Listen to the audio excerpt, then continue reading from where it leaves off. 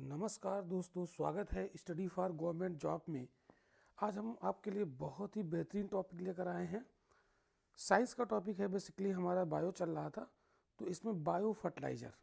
तो bio fertiliser आज हम लोग यहाँ पर कवर करेंगे विद क्वेश्चन। बायो फर्टिलाइज़र के कॉन्सेप्ट को भी समझेंगे और उसके क्वेश्चंस को भी यहाँ पर हम लोग देखेंगे।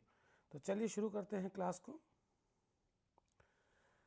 बायो फर्टिलाइज़र, तो बायो फर्टिलाइज़र क्या होता है ये आप देख पा रहे हैं। बायो फर्टिलाइज़र क्या होता है, तो बायो फर्टिलाइज़र वायुमंडलीय नाइट्रोजन को खींचकर पौधों को उपलब्ध कराते हैं। देखिए होता क्या है कि जैसे हम लोग केमिकल फर्टिलाइज़र का यूज़ करते हैं तो केमिकल फर्टिलाइज़र फसलों की उत्पादकता को तो बढ़ा देते हैं, लेकिन वो मिट्टी को प्रदूषित करते हैं और मिट्टी की फर्टिलिटी को धीरे धीरे डाउन करते चले जाते हैं। तो एक लंबे समय के बाद बायो फर्टिलाइज़र जो केमिकल फर्टिलाइज़र होते हैं वो हानिकारक हो जाते हैं।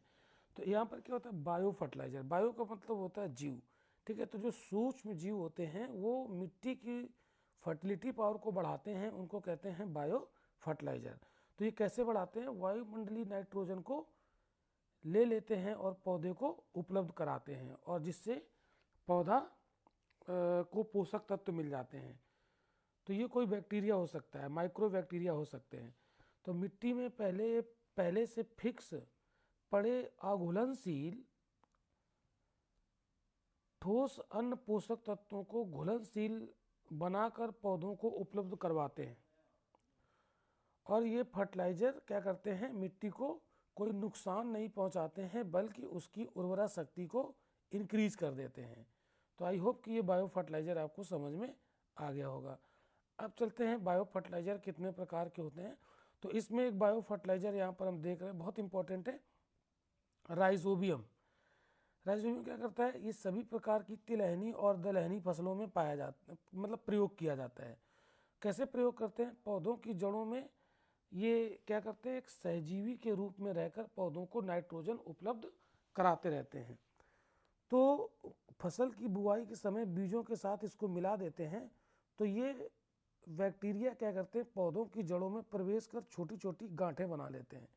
तो जैसे आप कोई दलहनी फसल का पौधा आप उसकी जड़ को निकालें, जैसे चना, तो उसकी जड़ों में छोटी छोटी गांठें होती हैं, तो उन्हीं गांठों में ये बैक्टीरिया जाकर इकट्ठा हो जाता है और ये वायुमंडलीय नाइट्रोजन को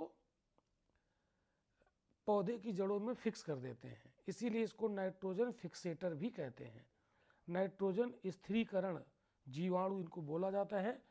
तो ये बायो फर्टिलाइज़र है। इनका प्रयोग कहाँ करते हैं, चना, मूंग, उड़द, सोयाबीन, मसूर, मूंगफली जैसी फसलों में किया जाता है। ये बहुत इंपॉर्टेंट है। तो राइजोबियम का उपयोग कहाँ करते हैं, ध्यान रखिएगा। अगला है एजोटोबैक्टर।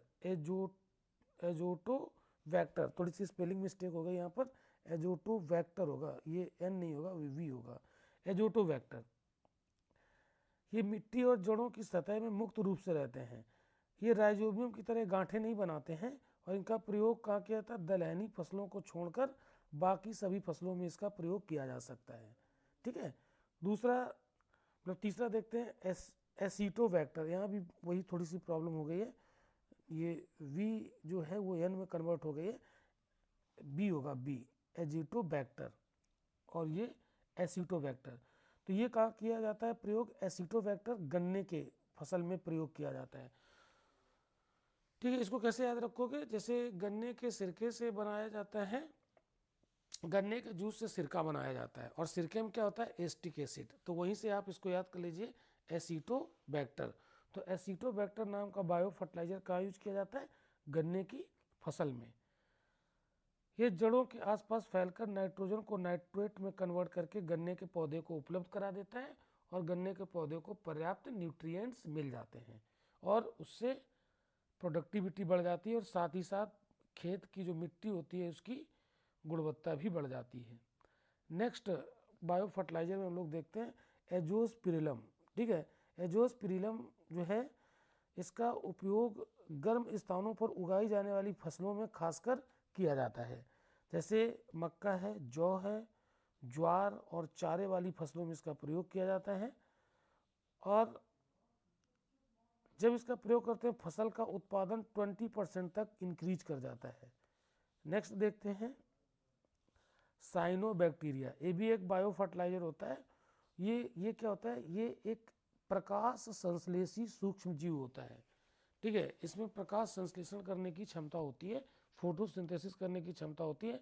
जो इसमें अगला पॉइंट लिखा है धान की फसल के लिए, ये बहुत इंपॉर्टेंट है, ये बहुत ज़्यादा इंपॉर्टेंट है कि धान की फसल में कौन सा बायो फर्टिलाइजर यूज किया जाता है, तो वो होता है साइनोबैक्टीरिया। तो ये इंपॉर्टेंट है और ये मिट्टी की क्षारीयता को भी कम करता है, तो ये काफ़ी इंपॉर्टेंट है, पूछा गया पीसीएस में। अगला देखते हैं एजोला। एजोला क्या होता है, ये एक एक्वाटिक फर्न है, मतलब ये एक जलीय फर्न रहता है और ये तालाबों और झीलों में पानी की सतह पर तैरता रहता है। इसकी पत्तियों की सतह पर एक बैक्टीरिया पाया जाता है जिसको कहते हैं एनावीना एजोलाई। क्या कहते हैं, एनावीना एजोलाई। उसकी मदद से ये नाइट्रोजन को क्या कर देता है, फिक्स कर देता है और उसकी उत्पादन क्षमता को बढ़ाने में सहायक हो जाता है। तो ध्यान रखिएगा, एजोला एक प्रकार का फर्न है जो जल में पाया जाता है, झील और तालाबों की सतह पर यह तैरता रहता है। इसकी पत्तियों पर कौन सा बैक्टीरिया पाया जाता है, एनावीना एजोलाई। और एनावीना एजोलाई क्या करता है, वायुमंडलीय नाइट्रोजन को मतलब फिक्स कर देता है, जिससे पौधे को पर्याप्त न्यूट्रिशन मिलता रहता है। तो ये भी धान की फसल के लिए काफ़ी फायदेमंद होता है। तो धान की फसल के लिए आपने दो देखे, एक कौन सा देखा, साइनोबैक्टीरिया, और दूसरा देखा एजोला, ठीक है। तो एक आपने देखा साइनोबैक्टीरिया, ये धान की फसल के लिए होता है, और एक देखा एजोला। अगला देखते हैं।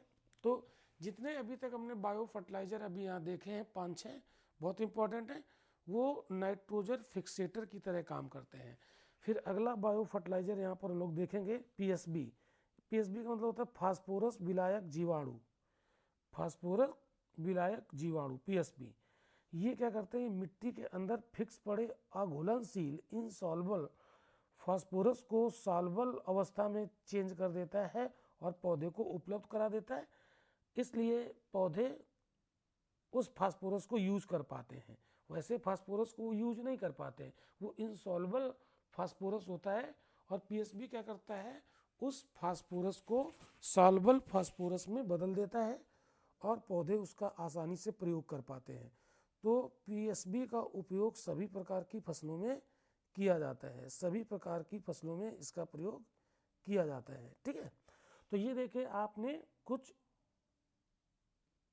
Bio fertiliser. अब आइए देखते हैं इसके हम लोग एमसीक्यूज लगाते हैं। अच्छा, एमसीक्यू लगाने से पहले एक चीज़ और देख लेते हैं, एक और ये अल्फा अल्फा, इसमें भी ये भी एक बायो फर्टिलाइजर की तरह यूज होता है। It is a good source of nitrogen along with several other minerals like phosphorus, potassium, calcium, iron, sulphur, boron, zinc, ये सब इसमें पाए जाते हैं अल्फा अल्फा में। तो इसको भी यूज करते हैं एज अ बायो फर्टिलाइजर, ठीक है। अब इसके हम लोग एमसीक्यू सॉल्व करते हैं, एमसीक्यू सॉल्व कर लेते हैं। ये देखिए पहला क्वेश्चन आप देख पा रहे हैं यहाँ पर,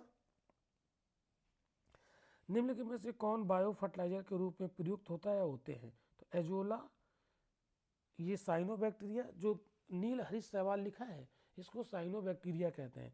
तो एजोला हो गया, साइनोबैक्टीरिया हो गया, और अल्फा अल्फा, ये तीनों क्या हैं, बायो फर्टिलाइजर। आंसर क्या होगा, डी, ठीक है। नेक्स्ट देखते हैं, निम्नलिखित में से कौन सा जैव उर्वरक का स्रोत है। तो जैव उर्वरक यानी बायो फर्टिलाइजर क्या होता है, एजोला। क्या होता है, एजोला। आंसर क्या हो जाएगा, सी। तो आंसर यहां पर क्या बनेगा भाई, एजोला, सी आंसर हो जाएगा। चलिए आगे बढ़ते हैं। निम्नलिखित में से कौन सुमेलित नहीं है, कौन सा यहां पर करेक्टली मैच नहीं है। तो ब्लू ग्रीन एल्गी, नील हरे शैवाल, ये क्या होता है, अभी आपको पता है साइनोबैक्टीरिया, ये क्या होता है, बायो फर्टिलाइजर, ठीक है। नीचे लिखा है एजोटो वेक्टर। एजोटो वेक्टर ये क्या कीटनाशी की तरह यूज होता है,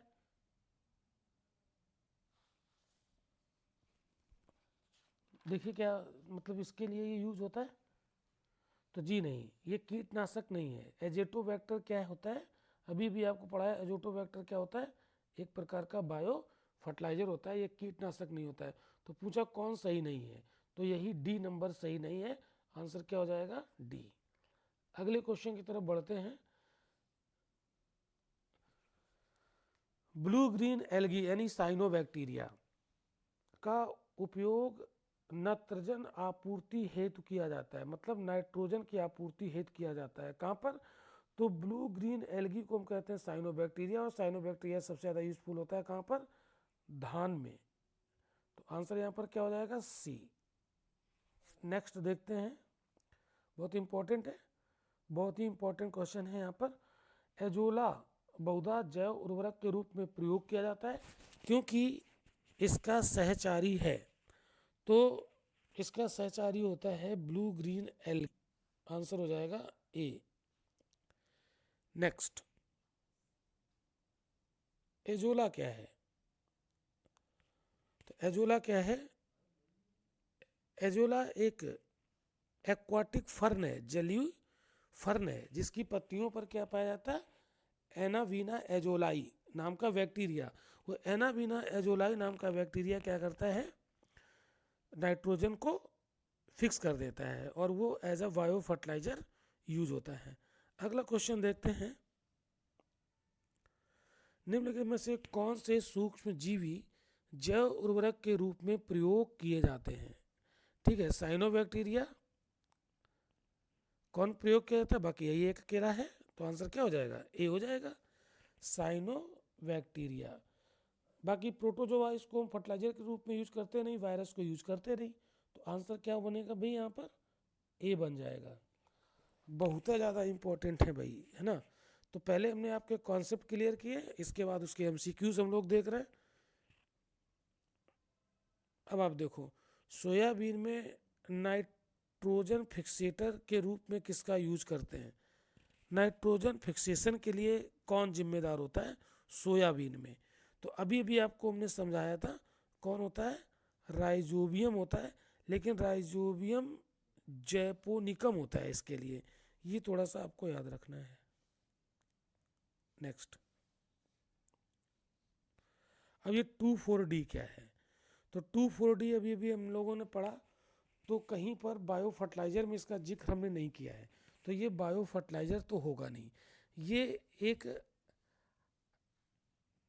खरपतवार नाशी होता है, हर्बिसाइड होता है, खरपतवार नाशी। तो आंसर इसका क्या हो जाएगा, डी। ये 2,4-D खरपतवार नाशी है, बहुत बार ये पूछा गया। तो ये दोस्तों एक बहुत छोटा सा टॉपिक था लेकिन बहुत इंपॉर्टेंट था, बायो फर्टिलाइजर। तो बायो फर्टिलाइजर क्या होता है, बायो फर्टिलाइजर कितने प्रकार के होते हैं, कौन कौन सा बायो फर्टिलाइजर हम कहाँ पर यूज करते हैं, और फिर उसके एमसीक्यूज हमने यहाँ पर देखे। तो दोस्तों ये लेक्चर हमारा एक छोटा सा था और काफ़ी इंपॉर्टेंट था, यहीं पर ख़त्म होता है। तो इस लेक्चर को आप लोग देखिए, फ़ायदा उठाइए और अधिक से अधिक क्वेश्चन एग्जाम में करके आइए। चैनल को सब्सक्राइब कीजिए, लाइक कीजिए, ज़्यादा से ज़्यादा लोगों को शेयर कीजिए ताकि सभी लोग इसका लाभ उठा सकें। तो चलिए, देखने के लिए बहुत बहुत धन्यवाद, और मिलते हैं हम लोग एक ऐसे ही यूज़फुल लेक्चर के साथ नेक्स्ट डे। Thank you.